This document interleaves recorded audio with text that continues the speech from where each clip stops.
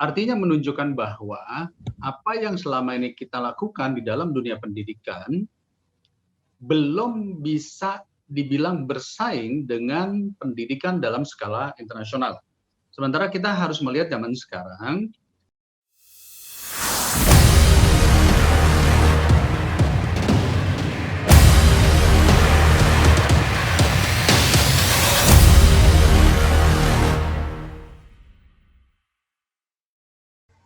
Oke teman-teman, sebelum memulai acara kita pada malam hari ini, perkenalkan saya untuk memperkenalkan diri.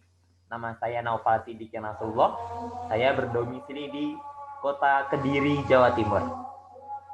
Dan saya yang akan memandu acara kita pada malam hari ini 1 jam mendatang. Oke.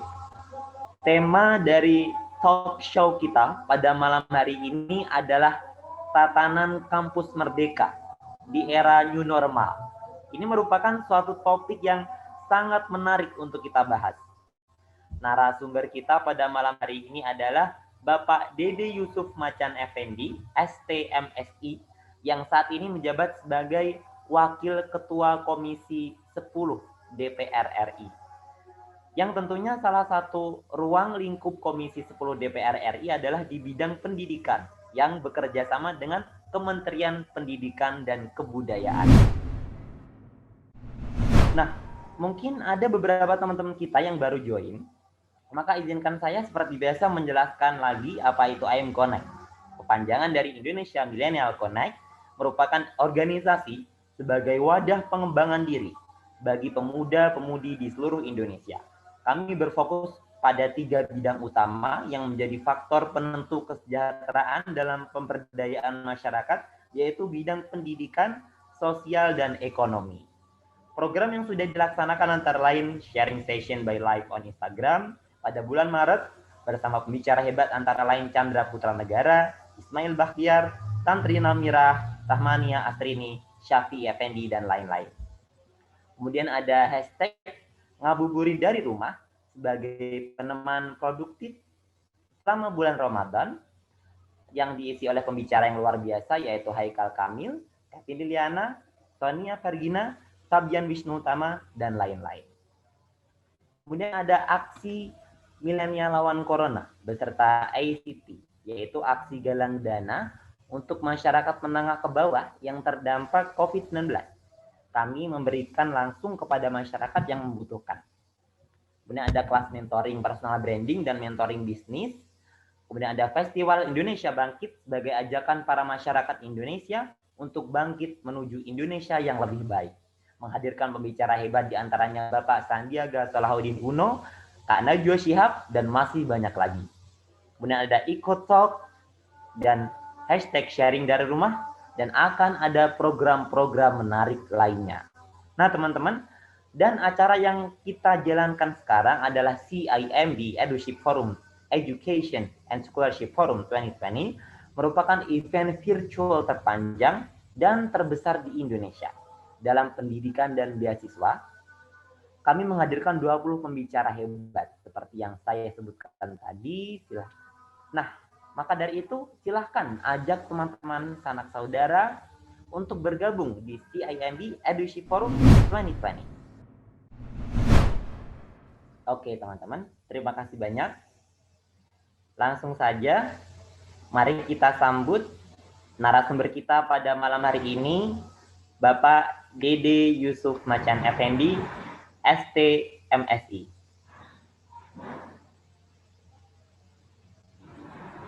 Hai, Assalamualaikum. Waalaikumsalam warahmatullahi wabarakatuh. Selamat malam Bapak, apa kabar? Baik, selamat malam semuanya. Teman-teman, alhamdulillah.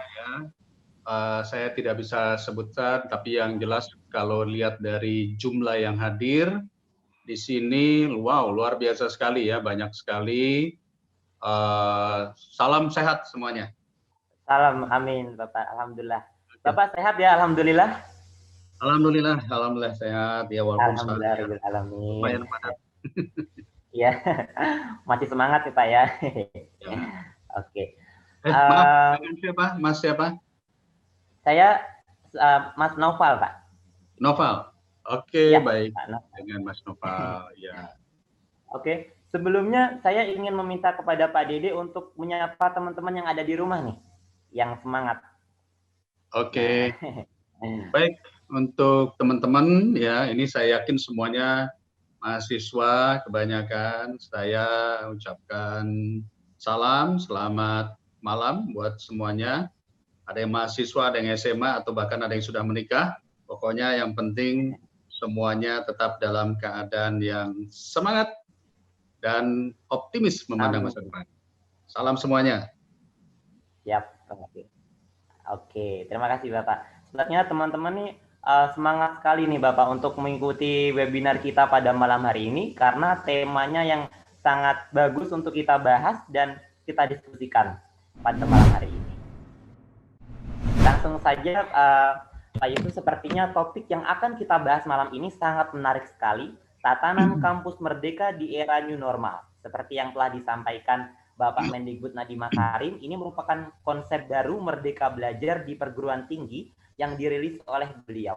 Seperti yang beliau sampaikan 4 kebijakan ala Mendikbud Nadiem Makarim, salah satunya adalah kegiatan 2 semester di luar kampus. Ini merupakan sesuatu yang out of the box, yang sepertinya belum pernah diterapkan di Indonesia. Dan juga akan kita bahas lebih lanjut bagaimana sih tatanan kampus merdeka di era new normal. Maka dari itu, sebelum kita membahas lebih lanjut lagi, saya ingin bertanya kepada Bapak Dede Yusuf, dari yang paling dasar, sebenarnya apa sih yang dimaksud dengan kampus merdeka? Itu, Pak. Oke, suara saya tapi kedengeran ya? Baik. Iya, Pak, kedengaran jelas. Ya, jadi begini. Sebelum Mas Menteri menyampaikan konsep kampus terbuka ini, kita waktu itu dikejutkan oleh sebuah data bahwa pendidikan di Indonesia menurut PISA Test itu salah satu tes internasional, kita menempati posisi yang kurang menggembirakan. Kita tuh di 100 ke berapa 30 sekian dari 160 sekian negara.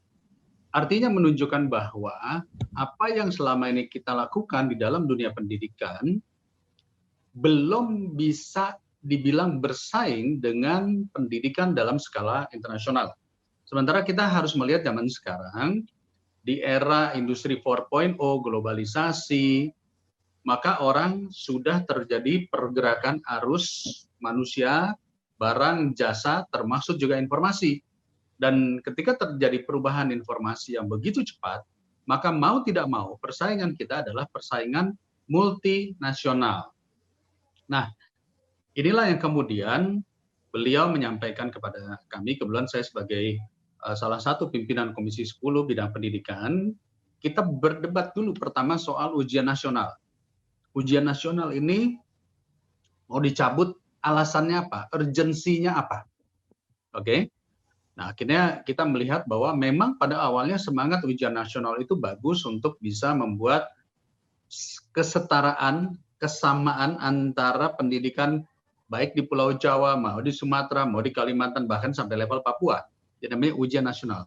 Tapi dalam prosesnya bertahun-tahun kemudian, ujian nasional akhirnya menjadi sebuah alat politik untuk sebisa mungkin makin banyak yang lulus sehingga seolah-olah pendidikan di situ bagus. Ya, padahal sebetulnya kita memahami tidak selamanya pendidikan itu bagus dan itu bisa kita lakukan. Nah, konsep ujian nasional dirubah, diganti menjadi ujian sekolah tapi berbasis apa namanya USBN ya kalau nggak salah ya, ujian sekolah berstandar nasional ya. Dan kemudian lalu bagaimana dengan kampus? Nah, bagaimana dengan kampus? Ternyata kalau melihat data dari Biro Pusat Statistik, kita melihat juga bahwa mari kita bicara dulu. Jumlah populasi di Indonesia saat ini adalah 265 juta jiwa. Pada tahun 2024, angkanya berpotensi meningkat hingga 282 juta jiwa. Dan di 2045 akan menjadi 317 juta jiwa.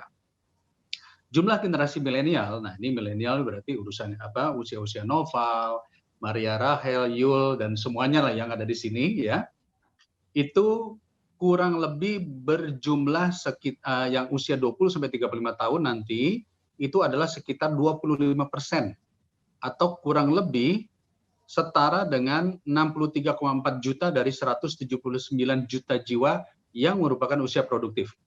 Oke. Nah, pertanyaannya kedua, begini. Ternyata dari jumlah angkatan kerja kita saat ini saja 134 juta angkatan kerja, 60%-nya kita masih pendidikannya adalah SD dan SMP. Sementara yang memiliki jurusan S1, ya S1 berarti kalau masih mahasiswa belum selesai S1 ya, itu hanya sekitar 8%. Nah, 8% ketika diterjunkan di dalam dunia kerja, ternyata ada yang disebut dengan tidak match atau tidak link dengan potensi dunia kerja. Itu sebabnya banyak sarjana yang menganggur. Bayangkan hampir 200.000 sarjana menganggur dan akhirnya lebih memilih cara yang lebih cepat, yaitu menjadi transportasi online, yang saat ini kita lihat juga cukup banyak. Nah, inilah yang menjadi tantangan. Jadi apa yang salah di dalam dunia kampus kita? Lalu kemudian Mas Menteri menyampaikan kepada kita bahwa dari 4 kebijakan kampus Merdeka, yang pertama itu adalah mengubah PTN dari BLU menjadi PTN berbadan akreditasi perguruan tinggi. Yang ketiga, kegiatan 2 semester di luar kampus. Dan keempat, membuka prodi baru. Mungkin yang pertama, yang kedua, dan yang keempat, ini adalah lebih kepada kampus itu sendiri, kepada rektor, kepada sivitas akademika. Tetapi untuk mahasiswa, ini ada yang menarik, yaitu kegiatan 2 semester di luar kampus. Yang katanya, dulu ada KKN, kalau sekarang konsepnya bagaimana? Konsepnya sebetulnya yang disampaikan kepada Mas Menteri, kepada kita adalah bahwa salah satu bentuk kelemahan daripada mahasiswa-mahasiswa kita adalah terlalu mengejar IPK. Jadi IPK inilah satu-satunya yang dijadikan rujukan saat ini oleh mahasiswa untuk bisa menyelesaikan nilai-nilainya. Sementara ketika bekerja, kita akan menemukan suatu kondisi di mana di situ ada knowledge, pengetahuan. Yang kedua ada yang namanya practical skill. Yang ketiga ada yang namanya social skill, responsibility atau tanggung jawab. Ada ethics, etika. Ada values, nilai-nilai. Ada communication, ada problem solving, ada patriotism, ada juga unity, persatuan, dan juga ada entrepreneurship, dan masih banyak lagi hal-hal lainnya. Jadi seorang mahasiswa, seorang sarjana, begitu masuk dalam dunia bekerja, dia paham semua pengetahuan, tetapi dia tidak bisa berkomunikasi.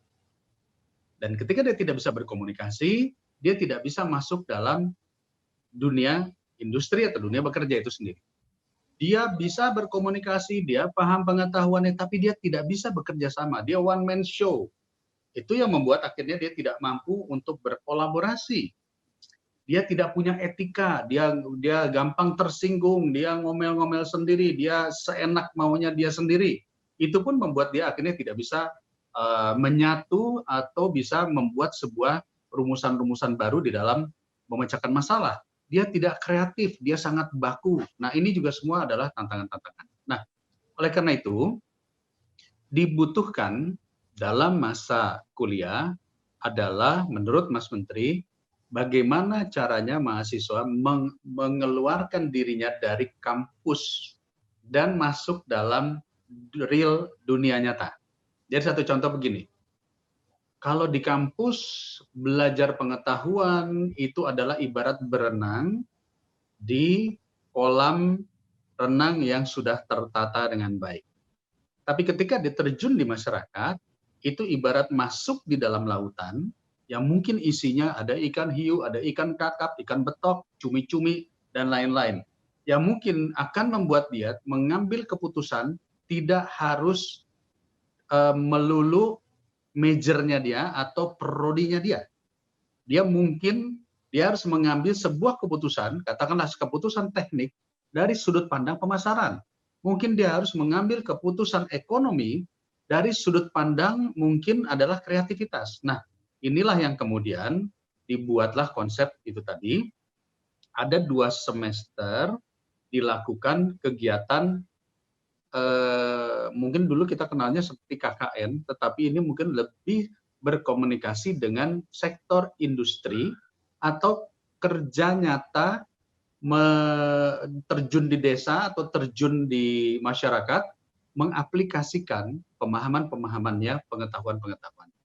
Nah, inilah yang kemudian menjadi menarik karena memang sebelumnya tidak dilakukan dalam kurun waktu belakangan ini, untuk mahasiswa mengetahui bahwa selain IPK, kita harus paham yang disebut dengan practical skill tadi. Jadi practical skill kalau untuk anak SMK itu dia pahami bagaimana dia memiliki pengetahuan vokasi. Tapi kalau seorang mahasiswa di kampus, maka yang dia harus tahu adalah bagaimana melakukan penelitian. Dan penelitian ini harus bisa diaplikasikan. Lalu kemudian tadi social skills, responsibility, bagaimana mengambil tanggung jawab.